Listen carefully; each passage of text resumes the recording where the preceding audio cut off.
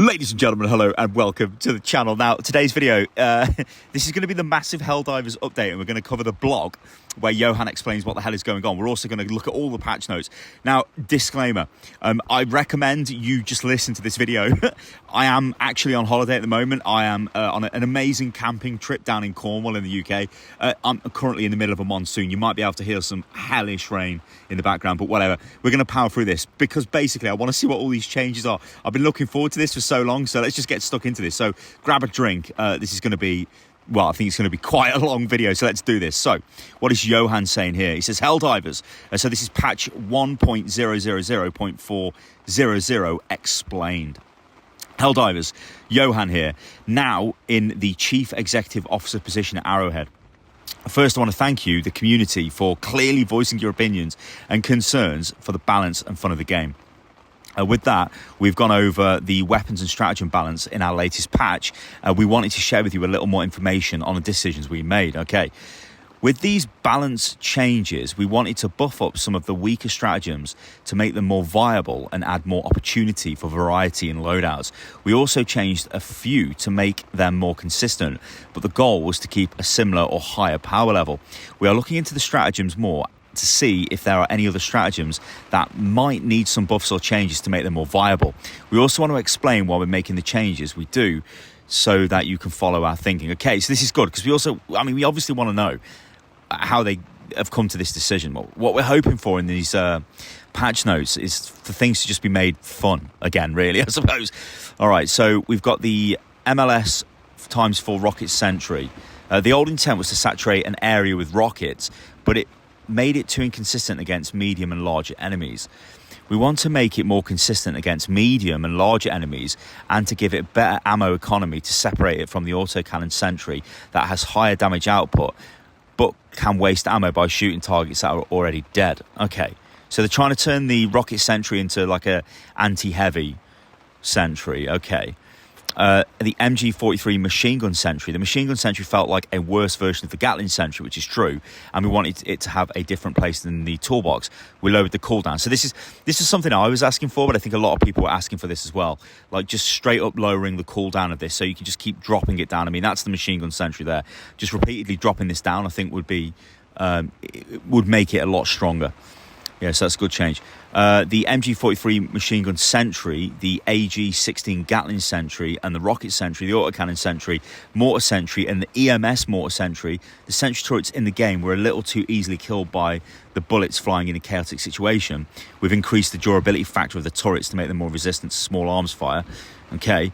So this is an interesting one. So the machine gun emplacement, the heavy machine gun emplacement is intended to be a way of defending a fixed position, but due to its immobility and the drawback that presents, the slow rotation speed was a bit too much of an additional drawback. Therefore, we've increased rotation speed significantly. This might make this feel quite good, actually, because it is really frustrating how slow that used to turn. So looking forward to testing that out. The anti-personnel minefield and the incendiary mines. The minefields are supposed to be strong, but a volatile way of blocking off certain approaches for a limited time. They are currently not very good at filling this role, and we will be looking more at them in the future. Okay. For now, we're increasing their damage to at least improve their effectiveness against targets that trigger them. Okay. Orbital Gatling. This one's a weird one, the Orbital Gatling. Sometimes it can be quite strong, this, or the old version, I guess. Of course, I've not tested any of these guys. We're literally just going over the notes. But Orbital Gatling, the Orbital Gatling barrage was not effective at dealing with any specific targets.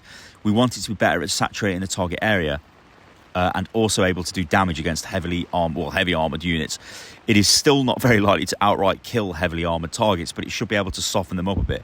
We also lowered the cooldown to make it more available and to make it more competitive in comparison to Eagle stratagems.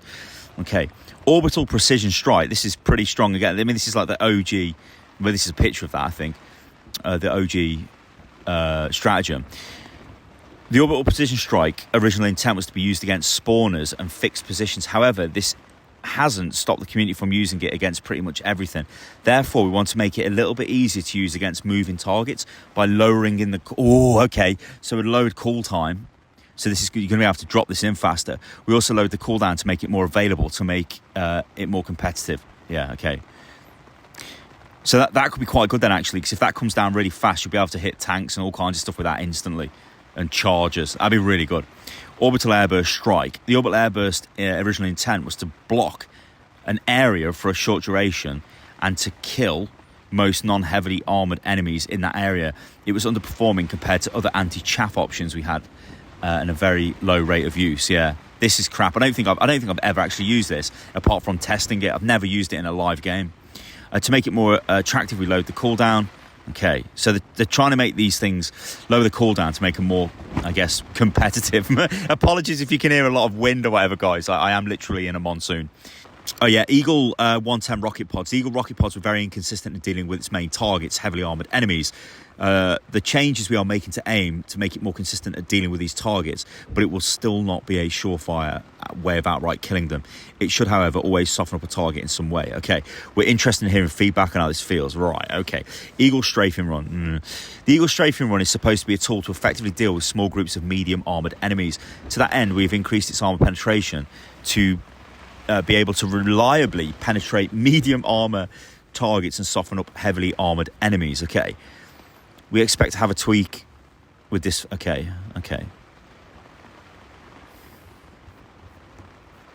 Hang on, what have I done here? What have I done?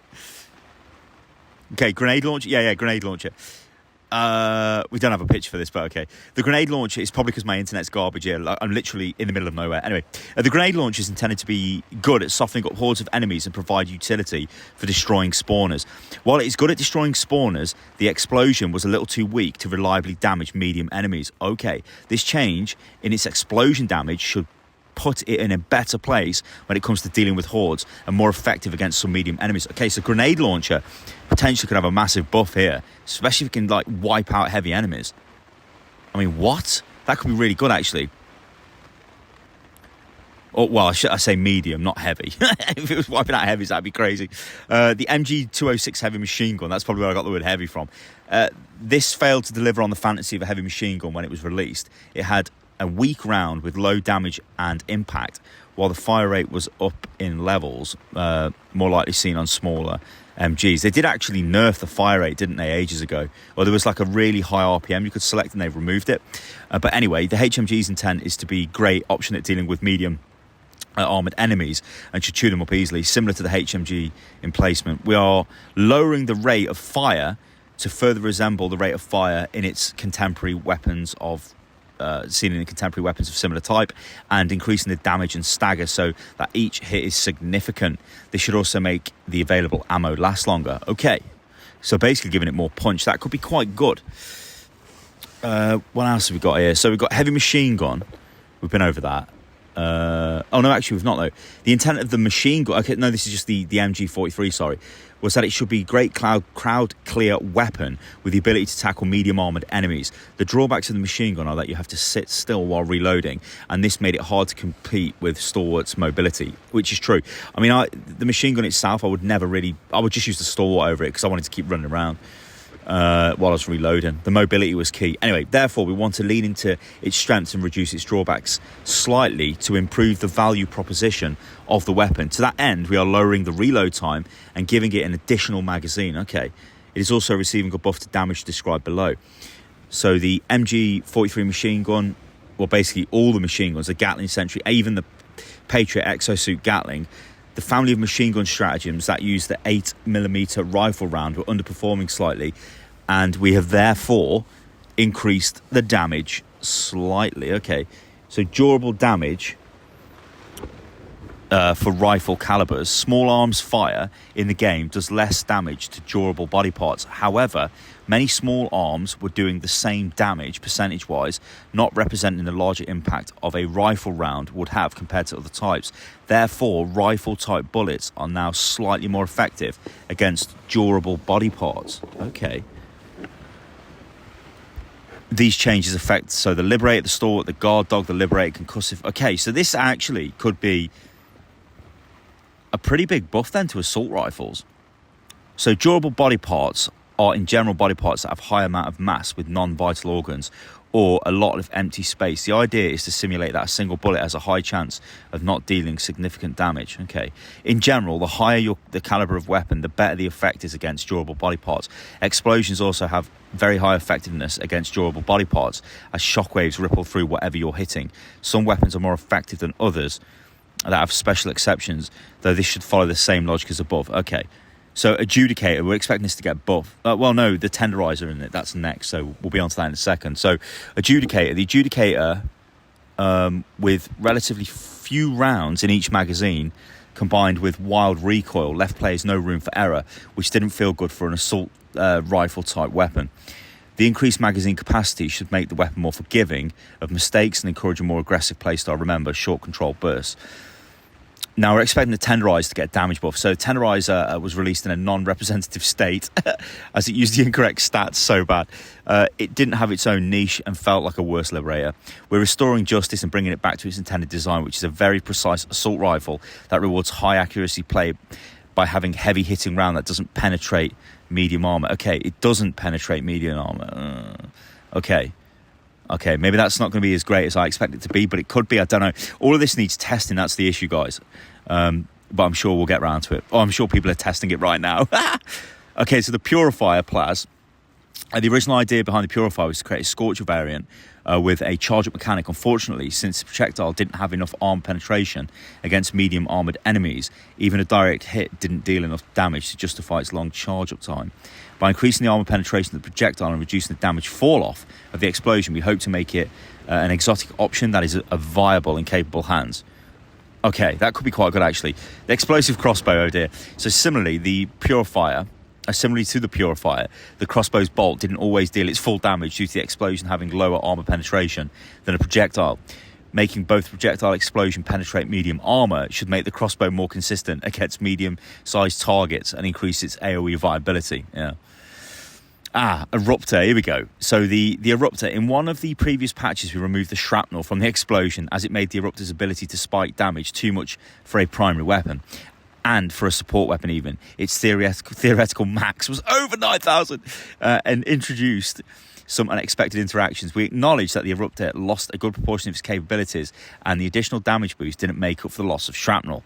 Adding back shrapnel is quite tricky because of the low visibility of shrapnel, which sometimes creates situations where you or your fellow Helldivers died with very little feedback on what killed you. To compensate for that, we're giving the Eruptor 150 more damage per explosion to make it more consistent without introducing new edge cases. The intent is that this change will make the Eruptor viable both against medium armoured targets and groups of cannon fodder enemies. Okay, I actually want to test that. That's probably going to be quite interesting. Updated recoil stance modifiers. So we've got the intention of recoil modifiers is to reward usage of different stances in relation to different weapon types. They are also there to highlight that constantly moving around isn't doing your accuracy any favours. Yeah. We made some changes to recoil stance modifiers to make them more consistent and also reward being more prone more. The percentage below shows how much the weapon recoil was applied in different scenarios and different values. Okay. Yeah, so, all right, okay. So it then goes on to just basically say, hopefully, this gives you a little more insight into how we think and why we've made the changes we did. I want to end this by saying that we're not done and we continue to refine and improve play experience to keep the game fresh. On behalf of the team, we appreciate you. Okay, so this seems okay. Like, this is just a whole host of buffs, right? This is what we want. But this was the explanation of the changes. And I think, actually, this has added quite a bit of... flavour to this, but we'll go over and we will take a look at the changes and we'll see what they say.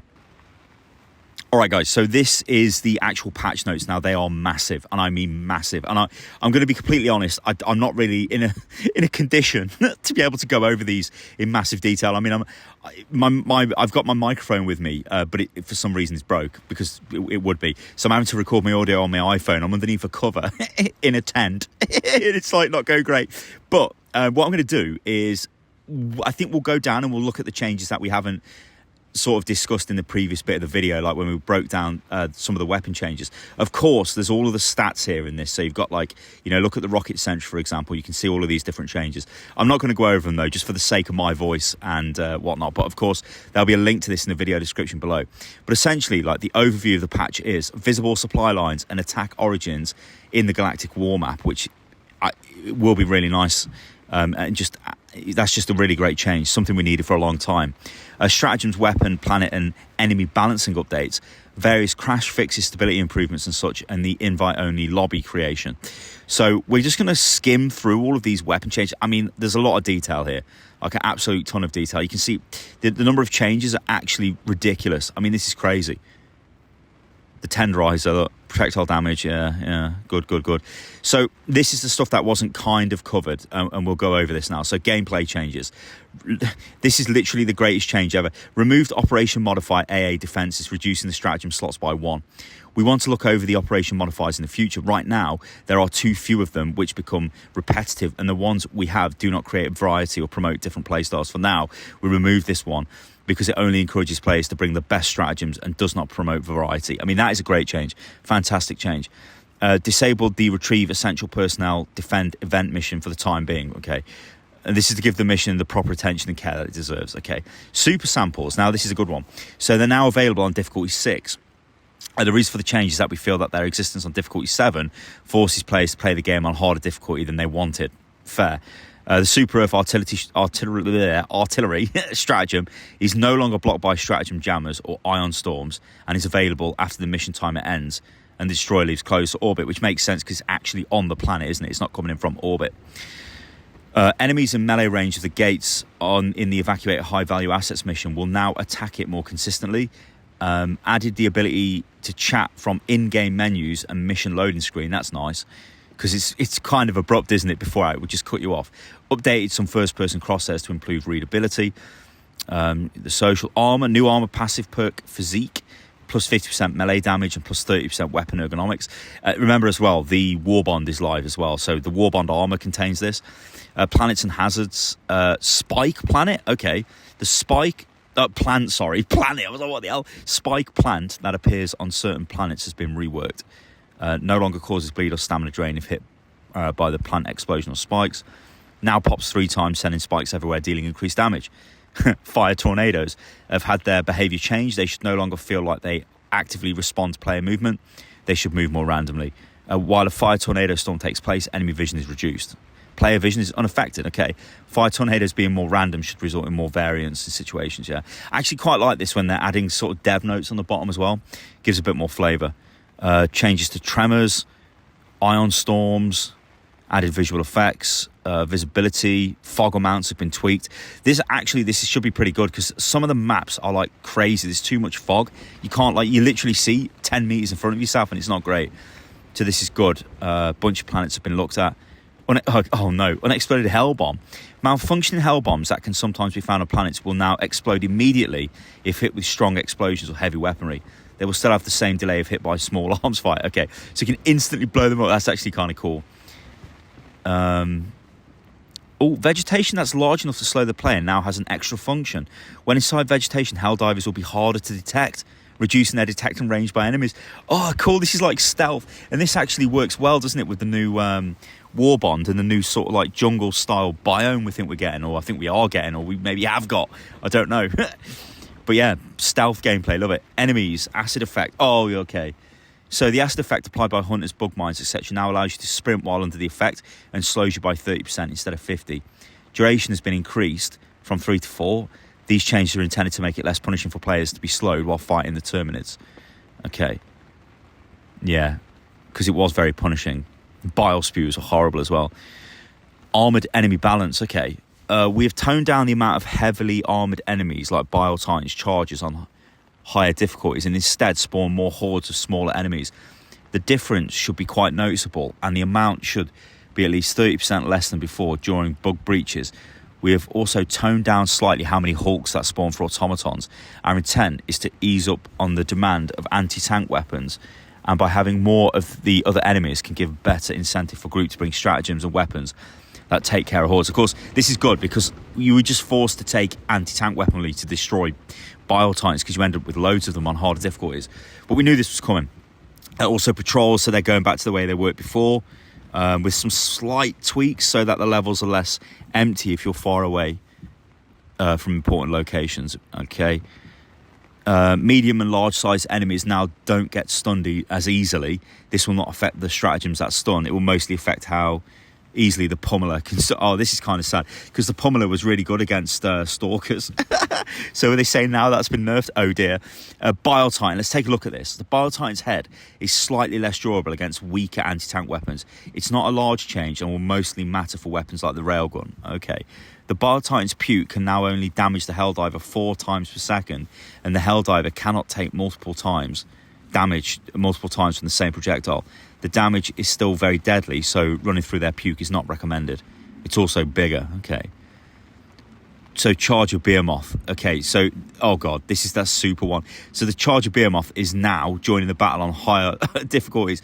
It can also take more damage than before. This enables us to spawn fewer charges, but still retain the difficulty. And as for normal charges, they will now show bleed out effects from the body. If the bleed out state has started, this can still show bleed out effects from the mouth without having started the bleed out state. Okay, so this is basically when you destroy the back of a charger, it will bleed out and die if you leave it. Automatons, so the Hawk Scorcher. Okay, it's finally the flamethrower. The Hawk's flamethrower now does less damage and cannot damage Helldivers more than 4 times per second. In addition, the Helldiver cannot be damaged multiple times by the same flame projectile. This should reduce instances where you are instantly killed by it. Yeah. Tanks, the tank armor value on the front has been lowered to be the same as the non-vent sections on the rear of the tank. The intent was to initially that it was supposed to be more armoured in the front, but the visual language did not show that. The vents on the back of the tank turret still has the same armor value as before, but will check for explosion directions correctly now. Okay. The damage of exploding automaton jump packs has been decreased by 50%.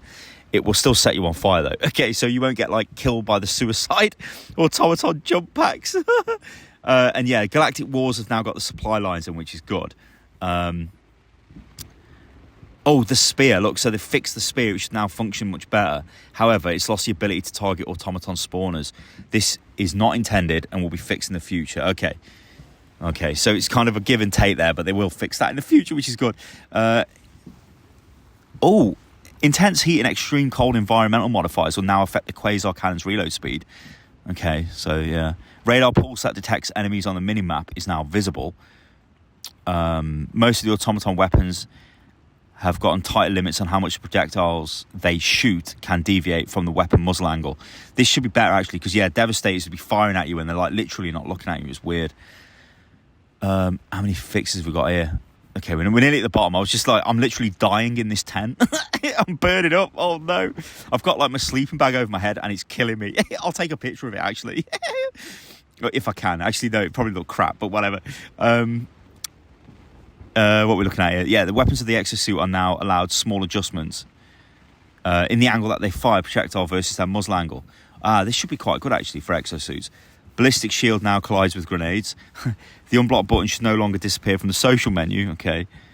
I think I'm going to leave it at that, guys, because I'm literally dying in the tent. I just wanted to go over this just to see what they were doing. And I think, to be honest, they've made some... there's no nerfs here, is there, really? It's just buff. It looks like they're trying to bring power back. And, yeah, we've got new enemy types as well. Got that charger and I think a bunch of fixes that, honestly, I think most people were probably asking for. All right, guys, going to leave the video at that. Let me know what you think about this in the comments, but I'm going to check the comments because I'm literally just reined in my tent all day. I come down to Cornwall and we go on our supboards out into the... Well, I won't say where I am, but yeah, we go on supboard riding. I'm not in Newquay either. But yeah. All right, guys, thanks for watching the video, and I'll catch you a lot on the next one. See you soon.